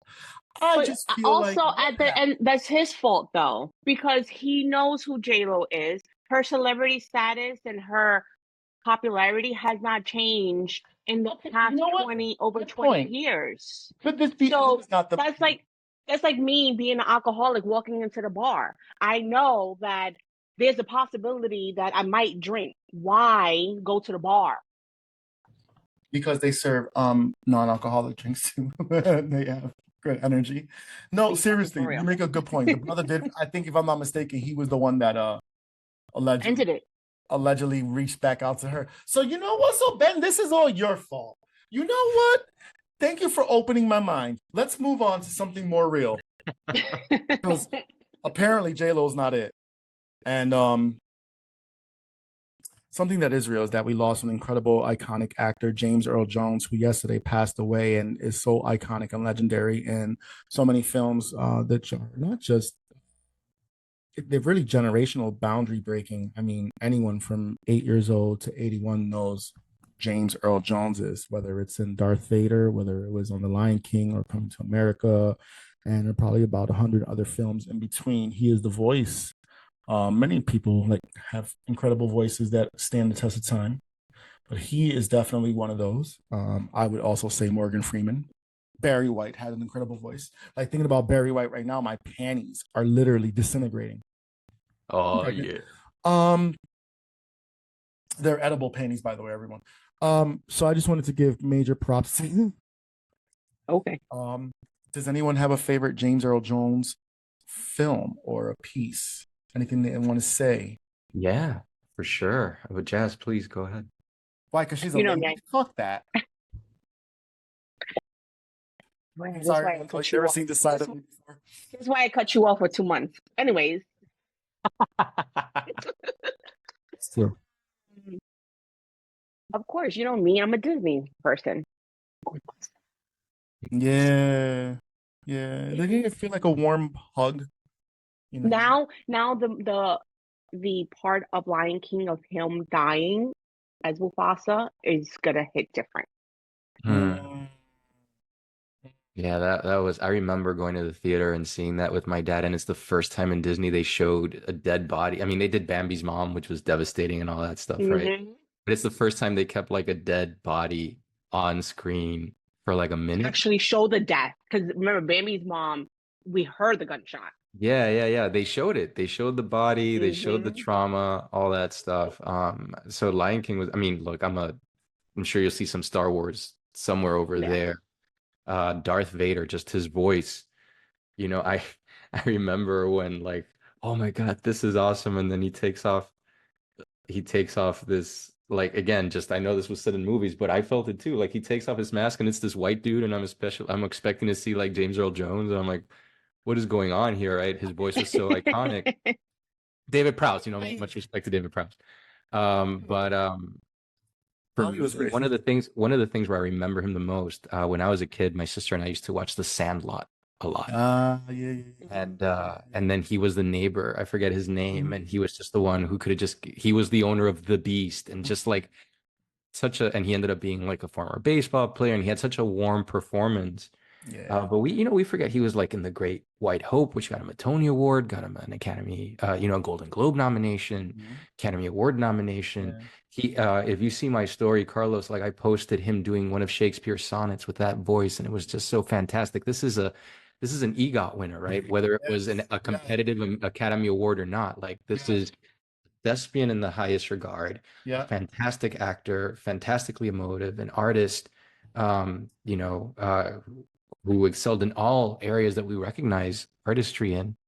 And I think he's going to be missed. I always remember what Keanu Reeves said to Stephen Colbert, like, what do you think happens after you die? And Keanu says, I think the ones who love us will miss us. And I think a lot of people are going to miss James Earl Jones. And I hope that we get to see somebody like him again. Well, speaking of that, let's throw roses on someone now because I'm introducing a new segment on the show called Throw Roses to Somebody Now. So I want the both Real of you. quick, you know who Frankie Beverly passed away. Ah, it comes in threes. Look at that. Damn. Frankie Beverly. Rest in Didn't know peace. that. Yeah. Which is crazy. That's his song is like the song that I listen to whenever I want to remember my father. Mm. Oh, okay. That's very sweet. Yeah, that's right. He passed away. Life is so short, man. And I know that we're having great conversation and sometimes I get a little frivolous my damn self, but life is short. I love these moments, man. Any day above ground is better, as we all know. So throw roses onto someone. I want you to both think about for the next 10 to 15 seconds, someone in your life, maybe, well, hopefully in your life, that you publicly want to just maybe you'll send them this video later and you'll be like, yo, fast forward, or just tell them to watch the whole thing. But Yeah. you know, and like you just want to say something, throw them roses, throw them roses. I'll kick it off. I'm gonna kick it off. I'm kicking. I am throwing roses on I'm throwing roses to all the listeners who have supported family, friends, and people from around the world. You know, they say that the people closest to you will not support you. They were fucking right. But Jazmine is still here. And so roses on Jazmine. I also want to honestly throw roses to all of my colleagues at work, all of them, because they're also individually incredible. A big shout out to Amanda and Judy, and a big shout out to Melissa and Tyree and Kim and all of you and Janine and all of you who do so much incredible work within the community, helping first-time parents navigate, educating, informing, doing advocacy, and providing for families in need, which is what we're happy and we're so honored to be in service and of service to the people here in Western Massachusetts. So that, a big up to Square One. Roses! Woo! Renzo! Yeah. I mean, look, I can first of all, roses to you in the four years, man. That's an achievement. I hope you take a moment and sit with it, and realize how far you've come and Or sit on it. how much you've got to go, right? So take your roses too. You, Harry, Jazz, everybody who's been part of this, right? Take your roses. Thank you. The Miami Poetry Club is hosting Palms and Poetry. It's going to be the 1 year anniversary of them hosting that event at Books and Books, which is an open mic for people in the community. And in that year, they've just grown so much. It went from like 40 people to hundreds of people, and it's just it's really good to see. So I want to give them some roses. My friend Esther Zeledon, Dr. Esther Zeledon, who also got an International Latino Book Award for best transformation book for her book Creating Your Limitless Life. She's the reason I applied to that award. She's always such a great motivator, so I want to give her some roses too. And just, like Congratulations. my family, my sister, my brother-in-law for wrangling those three savages. That's what I call my nephews, the savages. It's just something that I call wrangling those three savages. Three boys isn't easy. And my sister makes it look easy. So does Chris. So I want to give them some roses too. And my mama, because I love my mama. Shout out to the whole family. Hey, take a rose for you too, brother. You're amazing. Thank you. Jazmine from Brooklyn, but she doesn't live there now, and I'm not saying where she lives because the killer is out there. Oh yeah, I know. You heard about that. Definitely to my husband. I don't know if I say it enough to him. He doesn't understand how much we appreciate him. I appreciate him a lot. He has been there through a lot, through my dark times, which, Carlos knows. Unfortunately, I suffer badly from, like depression and anxiety. And he has talked me through a lot of things that are not happy. And he has helped his family a lot. So I can say that he is definitely a huge rock. To my kids, as much as they annoy the shit out of me, I love my little kids. I would have left it with your husband. Fuck them kids. Fuck my them daughter, she's kids. literally my best friend. I speak about everything. There's like no filter. She's my broke best friend. Who'd you say? I'm sorry. Jessie. Oh, okay. Or you're mini Jessie. me. Huh? You're mini me. Yeah, she's that's my best friend. She says that I'm always out to get her, especially when I post a picture of her. She hates taking pictures. She's like, "Mom, you're the op." I'm sick of her growing up. I miss my little mom. And Gio, definitely. That's my little movie partner. Like me and him, we do our little. He's a mama's boy. Don't hate. He's a mama's boy. He the sweetest thing in the world. I love him. No, he's not. Yes. No, Maybe not to you. You're doing way too much. You're being biased, mother. Bye, Jasmine. Bye. Maybe not to you because he told him that he's not gay enough. I'm gonna fact check you right now. You're Trump, and I gotta fact check you. Your son's a piece of shit. And I'm gonna tell you something. I might be his godfather, but if something happens to y'all, I'm gonna torture the hell out of him. I am talking about build me a sofa, motherfucker. Build me something, Bob. He's wonderful. That's my baby. That's awesome. I thought that was very sweet of you to say that about Julio. I would never throw roses to your husband. Another piece of shit. Throw him away. And in fact, when you're ready for a divorce, Renzo has a fabulous lawyer waiting for you in Miami. Oh my goodness. I can see money. I understand your love language now, Carlos. I understand it very well. It's fuck that motherfucker, that piece of shit. You know, but he's such a sweet soul because he lost his father at a young age. He has such a warm heart. You inspired me. If I can throw roses to my girlfriend as well for having excellent taste in men. Thank you for liking me. I appreciate it. Renzo's just trying to get laid tonight. And so when he told you that he's been having an incredible summer, that's all they have been doing. How dare you? Somebody's had an incredible summer. How dare you? How dare you? No, I'm joking, my brother. I'm respectfully joking. No, I just before we conclude this episode, I'm gonna throw my roses to the both of you. Thank you for being here, and thank you for trusting me with your time and trusting the platform. And and especially to Harry. Harry. We'll have our anniversary episode. We'll record later this week or whenever.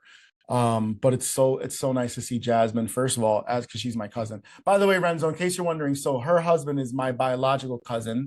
Our parents are brother, sister. But for some reason I'm close. You like her better. You like her better. Yeah, I got it. Well, if you believe me, I get the dynamics. I'll tell Jazmine because with Jazmine I can actually get somewhere. No, I can tell you that there's just being a spectator, there's a lot of love between you, and it's nice to see. It's nice to see that bullshit, Oprah. Y'all gotta stop lying on my shit. I'm sorry. You want to just maybe for the fourth year, Carlos, you can just open yourself up to vulnerability just a little bit. That's a goal for the fourth season, and just say you love Jazmine. You can just say it here on air. We want to hear it. Yeah, he's just if it's not What's our favorite word, Jazmine? Little cunt. Yeah, I'm a cunt. I want to read to you guys a poem before we do our one-word association game and we wrap up this 4-year anniversary episode because Jazmine's got shit to do, Renzo's got shit to do, and I got shit to do. And damn it, ain't nobody getting paid for this. So they're gonna DM me later like, motherfucker, don't do this again. Oh wait, no, Renzo, that's a lie because we have 1 hour and 45-minute episodes, you and I. It's always with you, bro. Every time you come on the show, I have questions. I want to, getting to know Jazmine. I didn't get to know Jazmine. He's been talking about this, Jazz. Yeah, you and Harry, I wanted to meet, and I finally got to meet Jazz. So yay! Still, is the Renzo has a better thing because I'm on the Blur thing, but still is the link is available on Amazon. It's available wherever books are sold. Okay, I want you to go support this book. I want you to go read it, connect with it. Let us know what you think about it. Please follow Renzo on his social media. Renzo, you want to spread the word? What's your social Sure. It is renzodelcastillo.author on Instagram and TikTok. You can find me under renzodelcastillo.com. The website is actually almost finalized, so check it out. It actually looks very professional thanks to Will Bradwell. Got to give him some flowers too. And photography by Carlos Canadas as well. And you can find me under my name on LinkedIn, on Facebook. Where the book is doing well. So his big toe, and I'm gonna tell you why. Because he told me this off air. He said, Carlos, Ain't no toe like the big toe on my right foot. You see, it was saw the that. big toe that got the girlfriend now, Lady G. It's a whole long story. It's kind of It's 20% off surreal. Magic Mind for all that vitamin D, right? That helps you out. So there we go. Big toe. Please go follow Renzo, support him. And also shout out to Florida, to all the open mics in Florida, especially in the Miami area, all the open mics that are going on in the Western Mass. Keep poetry alive. There's going to be a Love Jones experience coming on September 18th for anyone who is in West Hartford area in Connecticut, hosted by Lynette Elizabeth Johnson, who will be on the show the following week. So I'm excited about that. I haven't got my brother Mark Jenkins on the show yet, but he's coming on the show to talk about mental health awareness, but also what healthy relationships look like. We're going to coordinate that and manifest. I forgot to throw roses to someone really who I adore, and I've never met publicly, but we have rapport with each other, and she's my Instagram sister in my head, Claudia Jordan. Congratulations on your honorary doctorate. I'm throwing all the roses at you. And it was like, I don't know. I was looking at her while she was receiving her doctorate, and you can just see like it kind of like, and this is a matured woman, you know what I'm saying? Claudia look like she's 20 and she's a mature woman, but you know how like when sometimes when you can relate to this, you know, certain moments like the little kid comes out of you, like so there's just like, but that part of your like I can see it in her face, and I'm just so fucking proud of you, big sis in my head, and I'm just throwing roses to you. Oh my God. I forgot what I was going to say. Anyways, thank you. I had another part I was going to say, but I lost my, and this is why I need Magic Mind. Get that 20% off Magic Mind. Lowest Lounge Pod 20, magicmind.com. Thank you to Magic Mind for trusting my show to be the platform. Jazmine, I can't thank you enough. I'll thank you. You know what, Jazmine? When I'm dead, you're all going to kiss my ass. Okay, put that on my fucking tombstone. Yeah. I think you I don't know if I think you wanted to read a poem and then do a one-word association. Thank you for bringing it back. This is why before you die and have everybody kiss your corpses. I'm a lot more mature than this. You guys should see me when I'm at the coalition meetings. That's when I'm 42 grown man. Right now, it's Galley Bay. And did I say that right? Is it Galley? Oh, yeah, Galley Bay. Galley Bay. You're gonna find this on page 96 on Still. And maybe before we leave, Renzo can kind of give us the brief on this, but beneath Caribbean skies, beating to the rhythm of steel drums, rests the heart of Antigua, lulled with the soft singing of a tide, composed of sapphires, emeralds, and whispers. Almost, but not completely forgotten. Corporeal phantoms, I'm sorry, I'm learning a whole new world. No worries. Of ancient loves. I did not expect to discover the divine treasure of peace between your sun-kissed mouths of sand. I had to find you to know that I needed you. I love that. I had to find you to know that I needed you, that I've lost you without having had you, that your freedom belongs to me. The green of your leaves blooms more and more, weaving a crown that anoints our bodies, baptized in the cricket's song at dusk, gifting us their serenade to commemorate our existence. Galley Bay. Well, there's my answer. What was the inspiration? But Antigua was the answer. Yeah. And so when was the last time you've been there? A couple years ago, so about 4 years ago, when my father passed after I took care of all the probate stuff, a good friend of mine lives in Antigua and got me hooked up with the resort owner of Galley Bay. And they gave me the family discount price. So I stayed there for 15 days. I just needed to be by myself, right? And decompress. For anybody who's gone through probate, it is a very difficult process. I was very lucky that I had very kind people helping me, public servants that worked in government helping me along the way that I just met and just, took compassion during a very difficult time. So I went to Antigua and just, decompressed for a while. And, Jazz, you touched upon this with Puerto Rico, like the history of the Caribbean and like the colonization, right? Like one of the things that I don't really like to explain poems too much because I believe once I write them, they're yours to make of them what you will. But you will hear a line there that says, to find you, to know I needed you, that your freedom belongs to me, this possession. of people that come to these rich, fertile lands and just take what they need from it, right? Which I did as well. I took some solace from it, but I did go there. And did I pay homage? Did I give it enough back, right? Was it reciprocal? So there's a lot of different things that went into that poem. It's not just that, but that is a poem I wrote inspired by this beautiful place that allowed me to heal after my dad passed. Thank you for sharing that. Thank you for sharing picking that. it. That was not scripted. I did not know you were going to do that, so thank you. Aw. That's what we do here at the lounge, man. Just create moments and just I gotta tell you guys something, and I'll say this too. And I said this earlier, I didn't do this show for money and for fame and clout. I don't really care. Anyways, fame is a byproduct and clout is too, and any of that shit. There's no substance behind it. But just because I don't have kids, Renzo, and I'm not married yet. Now the refrigerator proposed, but there was no meat in the freezer. So I said, nah, motherfucker, get the meat up. Get the meat up. Extra. Or Renzo. Jasmine's like, oh my God. No, Here we go seriously. again. And I want to be able to leave something behind to my family and to my friends. Legacy. My Yeah. legacy, yeah. And just to say I was here. And so I hope that, when I'm not here, they actually will listen, because they're not listening now.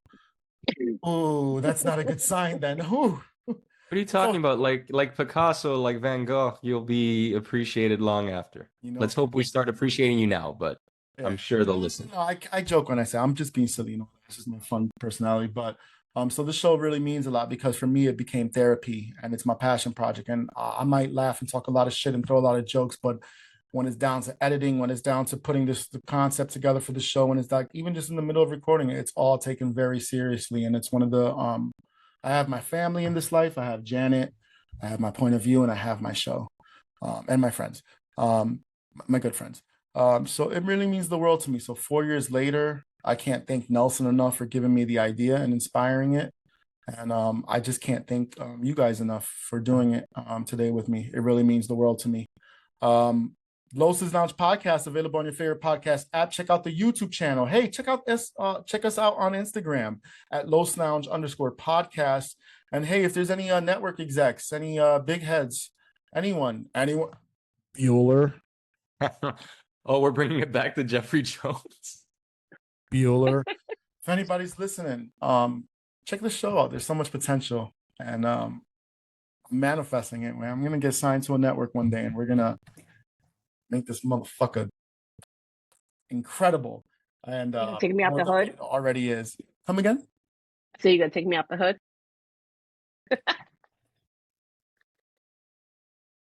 What? Renzo, this is why I talk shit. Renzo, she has a house that smells of white privilege and an 850 credit score area. I found that scent. That scent is great. I use it. Shabbat shalom. With my air conditioning. Okay. All right. One word association. Harry, love you, bro. One word association. Ivy, I can't get enough of you. You're the best. Mom, I love you. Oh my gosh, she looks just like him. Yo, and if you see his baby pictures, it's the fucking spitting image. I showed the picture, the last one you posted, to Julio, and I was like, guess whose baby is that? And he was like, why that looks like Harry? And I was like, it is. Identical. My poor baby. She broke her wrist. Oh no. The classic run and fall. Harry said he cried more than she did. So I think she's gonna be all right. One word association game. We always end it with this. And so I'm gonna, ladies, go first.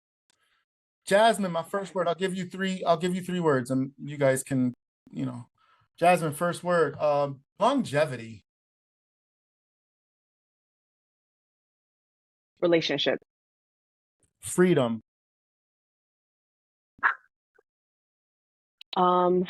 Freedom. Wow. Difficulty, I should say. I'm sorry. This is summer. Tan.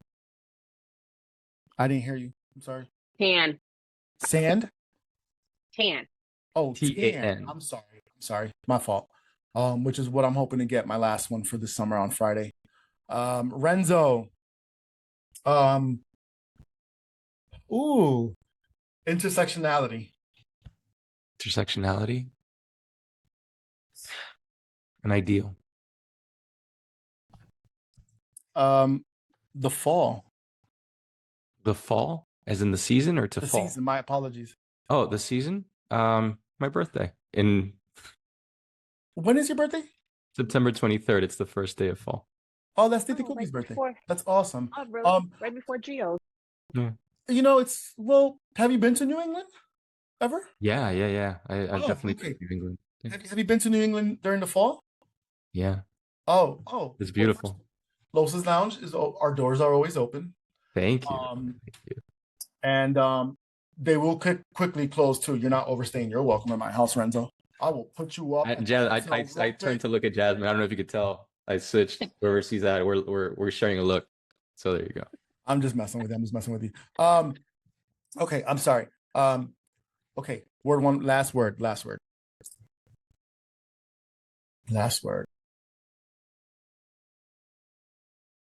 Love. Necessary. One more. Beetlejuice. Beetlejuice. Beetlejuice. Nothing. Oh, I want my money back. If you say Beetlejuice, I'm saying Beetlejuice, and then we're waiting for the sequel. That's an association. Yeah, let me just tell you, that's a great movie. I can't thank you guys enough. I'm not going to hold you hostage much longer. I want to say thank you from the bottom of my heart. And to all the listeners, thank you for 4 years.